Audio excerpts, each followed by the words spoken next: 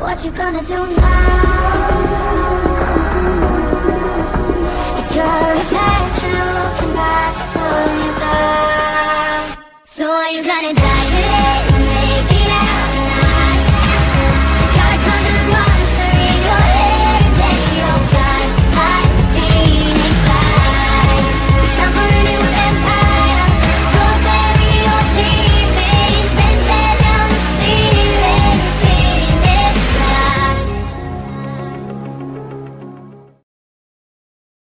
Good morning. Well, it's morning to me. I work third shift. It's about 2 o'clock on 2/2/2020. Everyone's just watching Super Bowl. I'm playing with the truck.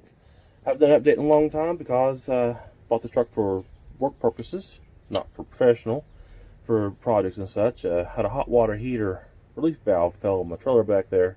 70s model. The floors are particle board.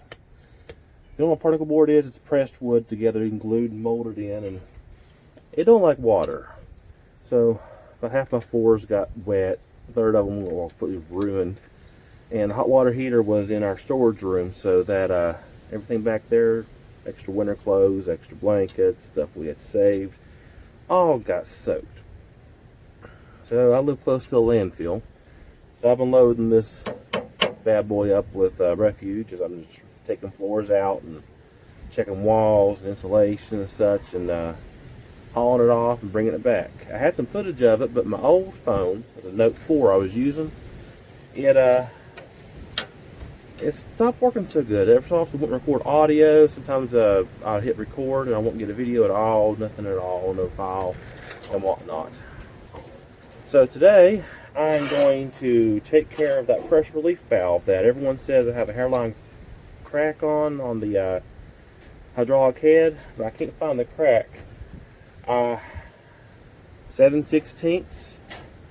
I got it's Mac tool. This is the only one that fits it really well. Where's the camera at? Over here. See, this one has a different type of box on it, and it fits that bolt lock better. I'm putting some, first time I ever using Loctite on there. I got some cleaner to clean it up, and we'll go from there. Alright, I mentioned I changed out phones for recording purposes. All my videos are done on the Note 4 previously using a video editor. I can't think of the name offhand. It's been up for like 15 minutes. Well, I got this new phone. It's a Note 10. It should do a lot better. Here's the bolt in question. Now, it's got many little points on it, and this fits it just perfect. Like I said, not what is it again? 7/16.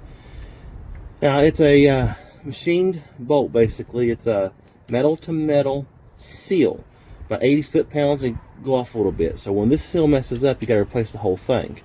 And I think what happened, my seal came out and blew out. First time it happened, I put a rubber O-ring on it, which under the pressure just cut it in half. And I tried a few more times, it ran a little bit and just cut in half. So when I got to my friend's, well, my family member's house, they put a well, he's a gearhead and does a lot of restoration. He had an idea of putting a copper O-ring from a braking system off of a caliper on it. Believe it or not, it fit just perfectly. I think it was off a Camaro. So we put it on, tightened it up, and lo and behold, 5, 6, maybe 8 trips, the bolt will loosen up a little bit because of how much this motor shakes, and I lose pressure again, and just go over here and tighten it up. But since it gives a spacing out that it don't normally have, it slightly threw it off a little bit of timing. So now my truck became cold-natured. I mean, it drives just fine, but I like how it was. It used to be I could jump in, hit the button, about 2 cranks, it will be fired up and gone.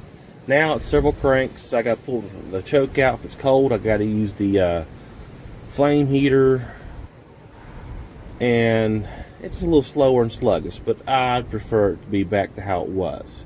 So I'm going to give this a try. So we're going to loosen this up, and I could barely fit in here. You know what? Maybe we're not going to loosen it up. I'm 5'11", standing on mud, and I can barely get a reach in here. I really don't want to climb up here. Like I said, I'm standing in mud. Don't lose this wrench either. I'll restart it once I get it loose. Alright, got it loose. See, once it pops and gets loose, it's loose. There's no slowly backing it off or nothing. It's just all the way loose. This hydraulic head, if I understand correctly, and probably don't, is like a high pressure pump. Fuel on top, piston in the center, and oil on the bottom. Here it is. No point. Looks like a spring or something. There's that copper O-ring. Now, since this is oil and whatever else fuels I use, I want to clean it up nicely. So I'm going to go there. I'll spray this off too. There we go. And take, I don't know if you saw all that. I'm using carbureted choke cleaner. There's the O-ring. It's worn and used. There's a nice view of the bolt. Man, this phone focuses so much faster. Like that. Alright. Drawing off the threads a little bit.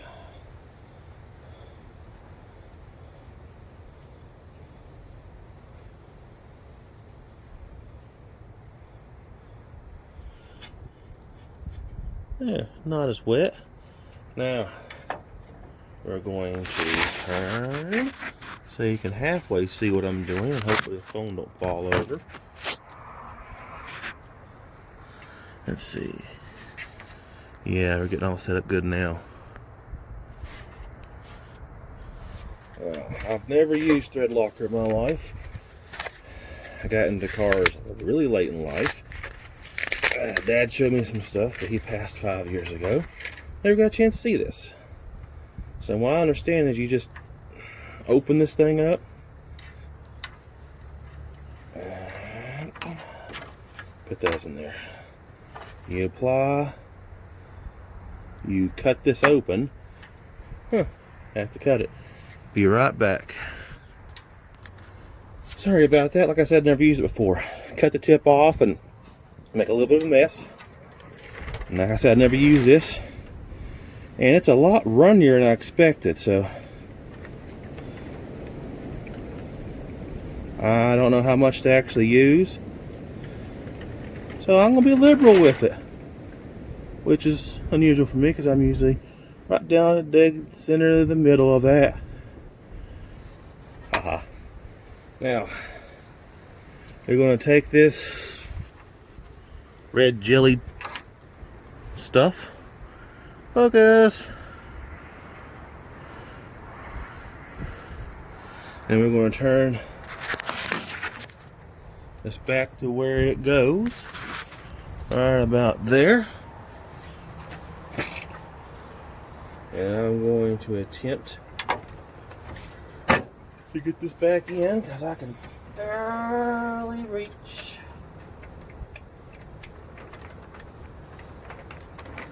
And you can't get these bolts, as far as I can know, separate. I've actually talked to a couple places, and they're still waiting to get back to me about how much these bolts will be by themselves. I know how the hydraulic head itself, what I was told was actually cracked, which I can't find the crack. I don't doubt them, because they know more than I do. These things cost about, starting out at $500 I found so far, when you can find them. The fun part is getting this bolt started.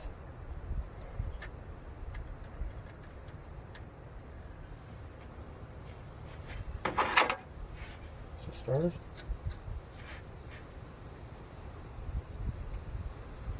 No, I don't feel right. That feels like it's trying to cross. We don't want that.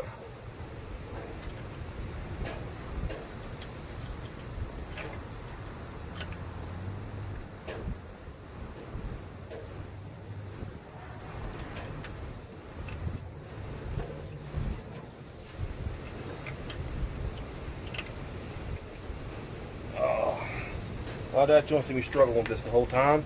Let's put it on pause until I get started. Alright, this took a couple minutes. It's got an opening, and inside the opening is the actual thread hole set down inside of it, so it's kind of like lining up on one, and the other was kind of cockeyed. And once I sat and felt around for a little bit, I got it just right. So now I'm tightening it up.